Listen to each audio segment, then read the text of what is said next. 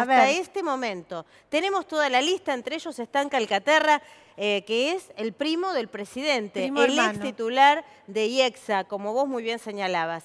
Que sean empresarios arrepentidos, acá tenemos la lista hasta el momento, nuevamente repetimos. Que sean empresarios arrepentidos no necesariamente quiere decir que sean empresarios detenidos. Y que haya empresarios detenidos no necesariamente quiere decir que todos vayan a ser o acogerse a la figura del arrepentido, como por ejemplo Carlos Wagner, el ex titular de la Cámara Argentina de la Construcción, que hasta ahora está mudo. Pero hay otros que hablan. Está preso, pero no se arrepintió. Pero no se arrepintió todavía. No habló, está mudo. ¿Por qué? Porque los que se arrepienten negocian justamente eso, brindan información y detalles a cambio de su eventual libertad. Mañana a la mañana... ¿Quién va mañana? Hablando de empresarios... ¿Quién va mañana? Mañana le toca el turno a Luis Betnaza, un gerente clave del poderoso Grupo Techint. Un hombre muy cercano, de extrema confianza de Paolo Roca. Hay ya un arrepentido, ¿no? El caso de Héctor Zabaleta. Héctor Zabaleta, que era el director financiero de Techint, es decir, realmente el factotum económico. Lo que pasa es que era desconocido para los medios. El que es conocido para los medios, obviamente, es Luis Betnaza, director institucional, o sea, el que mantenía los vínculos con otros empresarios en las cámaras y también con los periodistas, claro. Periodistas, políticos y también un dirigente de mucho fuste, de mucho peso en la Unión Industrial Argentina, como siempre ha sido tradicionalmente el Grupo Techint. Informalmente te puedo adelantar, Silvia, dígame, por favor, que la declaración de Betnaza va a ir por el lado de las presiones que recibió el Grupo Techint por parte del expresidente Néstor Kirchner para interceder frente al expresidente venezolano Hugo Chávez cuando en Venezuela al Grupo Techint se le expropió una empresa. Vos sabés que Néstor Kirchner... me acuerdo perfectamente. Además, yo he estado en un hotel en Mar del Plata en un momento en que Paolo Roca y Luis Betnaza estuvieron todos en un bar de ese hotel. El CEO del Grupo Techint. Sí, esperando todo el día hablar con Hugo Chávez. Y bueno, finalmente Hugo Chávez los hizo esperar todo el día y Hugo Chávez finalmente habló con ellos despreciándolo, me acuerdo perfectamente. 2006 sería, ¿no? Exactamente, y Néstor Kirchner... Sidor creo que se llamaba la empresa. Exactamente, recordás muy bien, el expresidente Néstor Kirchner intercedió de alguna manera frente a Chávez y hubo parte de un reembolso económico que Venezuela le habría pagado al Grupo Techint por la expropiación de Sidor. No toda la totalidad. Aparentemente la declaración de Betnaza iría por este lado, pero seguiría siendo por el lado de, bueno, fui presionado y no tuve otra alternativa, que es lo que vos conversabas recién con Adrián Pérez, ¿no? No es lo mismo haber pagado una coima, que además, de nuevo, no es tu plata ni la de tu empresa, sino la de todos los argentinos, porque estás en el fondo negociando un sobreprecio, que decir, bueno, yo puse plata en negro para la campaña electoral porque me presionaron, ¿no? ¿Cuál es la diferencia, Silvia, entre un político apretado por una situación de un caso de corrupción y un empresario apretado por la misma situación? ¿Cuál? El empresario seguro va a hablar.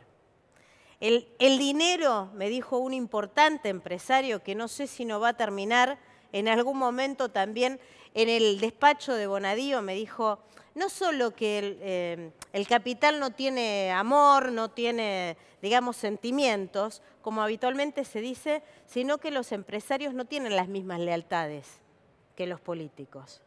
Y además están acostumbrados a un permanente modo de vida y en la cárcel hace demasiado frío, Alejandra.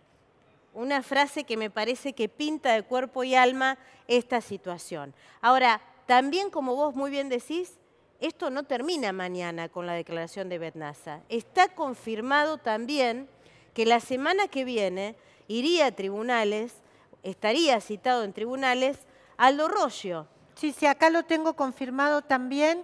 me dice su director de Relaciones Institucionales, me confirma esto que nosotros adelantamos. Ahora, acá también hay una diferencia importante entre los empresarios. Tenés empresas que tradicionalmente operaron en la Argentina, el Grupo Techint, el Grupo Roggio, IEXA, o sea, muchas empresas que históricamente pertenecen al sector privado y otras que son más dudosas, que son pseudoempresas, que se han creado al compás de un gobierno en connivencia con el poder político y con dinero público para tapar algunas otras cosas. Te propongo lo siguiente, quédate aquí, hacemos ahora la entrevista telefónica a Claudio Zukovicki y esta información que vos ibas a dar, Alejandra, la hablamos con Claudio. Perfecto. Porque justamente también lo llamamos a Claudio para hablar de esta información que vos tenías. Claudio Zukovicki, ¿qué tal? Alejandra Gallo, Silvia Mercado, aquí en Mercado Sin Pulgas, ¿cómo estás? Qué placer saludarlos. Bueno, el placer es nuestro, Claudio, realmente te agradecemos mucho, estamos muy conmocionadas con esta información que conmueve al mundo económico. ¿Cómo lo estás viviendo vos en términos personales, Claudio? Y a ver, una diferencia bastante grande de plazos. En el largo plazo creo que es algo muy bueno y muy productivo para la sociedad. Fíjense cuánta plata se filtró a las manos inadecuadas o cuánto más caro nos salen las cosas en Argentina, porque finalmente lo termina pagando o el contribuyente o el usuario, los sobreprecios o las coimas o lo que lo quiera llamar, y finalmente eso transparente una sociedad y es, supongo, lo mejor para todos nosotros. De corto plazo genera una incertidumbre muy grande porque no sabes quién es quién, yo no lo sé, o no tengo información, o vas viendo, todos los días aparecerá algo nuevo, y en eso se paraliza, en algún punto, que es lo que vimos en los mercados estos días, se paraliza hasta no saber el financiamiento de cierta obra, quién adjudicás, quién no adjudicás, etcétera, y eso terminó afectando un poquito a los mercados. Por eso el presente se complicó un poquito, pero con una visión de futuro supongo mucho más tranquilizadora para todos nosotros. Pero bueno, efectivamente, una información que trajo acá Alejandra Gallo, que me gustaría que la pueda compartir contigo también, es lo que pasó en Brasil con esta causa del lavallato. A ver, Alejandra, compartamos esto con, obviamente, los televidentes y con Claudio Zukovicki. Sí, buenas noches, Claudio, claramente, porque mira, Silvia, ¿qué fue lo que pasó en Brasil? Que es el antecedente más inmediato. 2014 estalla el escándalo del lavallato. 2015 y 2016 fueron 2 años que la economía brasileña se derrumbó. Perdió 3,5% el Producto Bruto Interno, es decir, la capacidad de un país para generar riqueza y para poder distribuirla entre sus habitantes de la manera más equitativa posible. A veces pasa, a veces no. Pero 2015 y 2016 se destrozó la economía brasileña. Dicen los economistas que 2 puntos porcentuales de esos casi 4 se debieron casi exclusivamente a las consecuencias, al freno de mano que implicó la gran crisis política y el escándalo del lavallato en la economía, y se perdieron cerca de 3 millones de puestos de trabajo. Claudio, ¿vos crees que algo así puede pasar en la Argentina? Hoy, de hecho, y ayer, hubo una gran tensión en las bolsas donde cotizan las empresas en el exterior, de aquellas empresas justamente argentinas que cotizan en el exterior. ¿Crees que, bueno, aumentó el riesgo país? ¿Crees que entonces van a ser en el corto plazo, digamos, va a ser un corto plazo más difícil del que ya venía? La verdad que no lo sé, perdón, pero no sé la respuesta. Lo único que atino a decir con respecto a la diferencia, que en aquel momento todo eso explotaba, el lavallato y todo lo de Brasil, con el gobierno que estaba ejerciendo. Con lo cual, la crisis política fue mucho mayor desde el punto de vista de que al que estaba afectando era el que tenía el gobierno en aquel momento. Acá estás viendo quizás más la gestión anterior, de donde está saliendo hasta ahora. No sé cómo puede terminar esto, pero tenía que ver más con la gestión anterior. Entonces, la debilidad política supongo que será distinta. Pero bueno, después lo que ocupaba la obra pública, hay que ver también cuánto incide en el PDI y demás la obra pública. Es bueno saberlo, es bueno tenerlo en cuenta, pero me parece que muchos compararon, se escuchó esto en el mercado, mirá lo que pasó en Brasil, pero que eran situaciones mundiales distintas, arrancaban de otro lugar. Una cosa es, en este momento donde Argentina ya estaba viviendo un momento recesivo y otro momento era el que vivía Brasil cuando pegó esta noticia, o sea, Ahora, en pleno Claudio, crecimiento. Por eso no sé si es tan comparable. Ahora, Claudio, también es cierto que ha habido ya, digamos, el lunes se conoció esta noticia respecto del primer gerente arrepentido del Grupo Techin. Las acciones de Ternium se derrumbaron un 6% solo en un día. Hubo otros fondos de inversión que, como vos bien sabés, apuestan a acompañar determinados proyectos en la obra pública de Estados Unidos o de Europa que directamente tuvieron que salir de las asociaciones que habían hecho porque, claro, tienen un montón de reglas internas que no pueden prestarle a quien está sospechado de corrupción. Esto, si recién empieza, ¿vos creés que puede parar de alguna manera las PPP, que es la apuesta del gobierno a que se reactive la obra pública privada el año que viene? Hay que ver en cada PPP las empresas que participan. Es verdad que hasta que no se aclare es difícil y en muchos casos es lo que decís, muchos van a frenar al menos la fuente de financiamiento. Por eso es muy importante separar la empresa del empresario, o la empresa de sus CEOs o de quienes la manejan. O sea, cuando alguien hace algo, o en muchos casos, incluso Odebrecht en Brasil, sigue funcionando a pesar de que su presidente, su dueño, su fundador, no sé, termine preso. La primera diferencia es que la empresa tiene que seguir actuando, porque en el fondo es como decías, trabajo, compromiso, un montón de empleados, etcétera, y esa diferenciación hay que hacerla.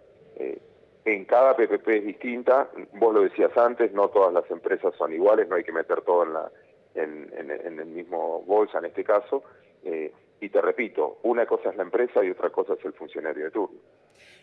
Claudio, puede ser que además de esta hecatombe, digamos, de corto plazo que puede suceder en la obra pública, tenga mayores dificultades Argentina también en captar financiamiento, en captar inversiones. Tengo entendido que hubo algún problema estos días de ese tipo, ¿o no? A ver, subió bastante el riesgo país. Es difícil también diferenciar por qué. Porque si uno compara con el resto de los países emergentes, al menos en estos 2 o 3 días, me parece que terminó influenciando mucho más en los mercados, aunque parezca mentira. Esto sí agota internamente, pero más en los mercados. La relación Trump-China, cuando ves todos los mercados, que esto puntual en Argentina. En Argentina pegó también, porque nosotros no tenemos un mercado interno para absorber si el de afuera no quiere invertir. Argentina tiene que salir a tomar dinero además del fondo, y no alcanza con el mercado interno, no alcanza con el ahorro interno. En ese caso, lo que notaste es como que subió la tasa de interés, subió el crédito, subió el costo del dinero, no que no haya dinero. Pero no sé, yo no sería, quizás me puedo estar equivocando porque confundo lo que no quiero que pase, pero me da la sensación que tampoco creo que esto es a la larga es una noticia espectacular desde el punto de vista de que si empezamos a hacer todos, empieza la obra pública, las empresas, las que compiten, etcétera, a ser mucho más transparente. Me parece que a largo plazo es una muy buena noticia. Para el inversor también, saber que esto que Silvia o Ale, yo las vengo escuchando, son personas que hace mucho participan en esto. No me digas que los sorprendió, no me digan que ustedes no sabían que estas cosas pasaban. Por supuesto que no nos sorprendió, Claudio, no le sorprendió a ningún argentino, a ninguna argentina, pero... Por eso que sea transparente, que se mensure y que a partir de ahora esto sea mejor, porque finalmente va a terminar inhibiendo. En Brasil pasó lo mismo. Me parece que no es un drama, al contrario, es qué bueno que esto salga a la luz. Y yo creo que para el inversor es mucho mejor vivir en un ambiente donde exista el conocimiento y que sea transparente y que el que es culpable vaya a prisión y el que opera legalmente y bien tenga un premio, ¿no? Que no sea lo mismo en Argentina hacer las cosas bien que mal. Por eso yo no lo vivo, no sé como mercado, entiendo lo de corto plazo, alguna baja, pero no quiero vivirlo como un drama, lo vivo como un paso adelante que da la Argentina en transparentar lo que fue y lo que todos sabíamos, lo que era un sistema, o que en Brasil se llamó un mecanismo, ¿no? En Brasil un mecanismo y acá un sistema. Me parece que a Brasil también transparenta, Perú y de lo mismo, Perú tiene sus 3 últimos presidentes, me parece que Latinoamérica está dando un paso de lo que siempre se los conoció, que acá hacía negocios el que tenía buenos contactos, a un paso de transparencia que a cualquier inversor del mundo hoy, que yo lo considero más ético, me parece fenomenal, lo que no lo vivo con un dramatismo, quizás como los estoy escuchando, ¿no? No, nosotros en realidad estamos impactados, azorados. Claro. Yo creo que es una enorme noticia, creo que es... yo en mi editorial empecé diciendo justamente que estábamos ante un momento casi revolucionario, porque van a cambiar las relaciones de poder. Si antes las empresas coimeaban porque decían que tenían miedo de que le saquen la empresa, bueno, ahora mejor que no coimeen, porque bueno, van a entregar las empresas a la justicia. Pero yo veo gente asustada, veo gente que, digamos, que es tan poderoso lo que está pasando, que les da como que se quieren agarrar a algo para no caerse. Bueno, y además Silvia, Claudio, que a ver, volviendo al tema de Brasil, ¿no? En Brasil, ¿cómo se resolvió? Las empresas que estuvieron efectivamente involucradas o que se demostró que fueron corruptas, que pagaron coimas, ¿sabes cuánta plata devolvieron? 3.000 millones de dólares. De la que se llevaron, la tuvieron que devolver. ¿Ese podrá ser el final en la Argentina? ¿Cómo lo ves, Sí, Claudio? supongo que sí, que serán multas. Para mí las empresas deberían continuar, seguir, etcétera, limpiar y volver a competir. ¿Cómo? A ver, en Argentina por estas cosas hubo muertos, no es que solo plata. Murió gente por no haber hecho la obra, por haber cobrado y no haber hecho la obra. Muere gente en las rutas. O sea, me parece que desde un punto de vista tendríamos que estar todos mirando, y ustedes dos abanderadas de toda la vida, de contarlo públicamente, de denunciarlo públicamente, como diciendo, bueno, al fin justicia. Por eso yo no lo vivo como podrá bajar un poco, subir el riesgo país, etcétera, porque no sabes quién es quién, te paraliza, pero a largo plazo esto me parece que es para la política y para la economía argentina, me parece que es un dato, insisto, que me da más ganas de futuro. Bueno, genial, Claudio Zukovicki. La verdad que nos diste más optimismo, porque como no venía muy bien la economía, nos asusta un poquito, pero te seguimos. Además no viene bien. No viene bien.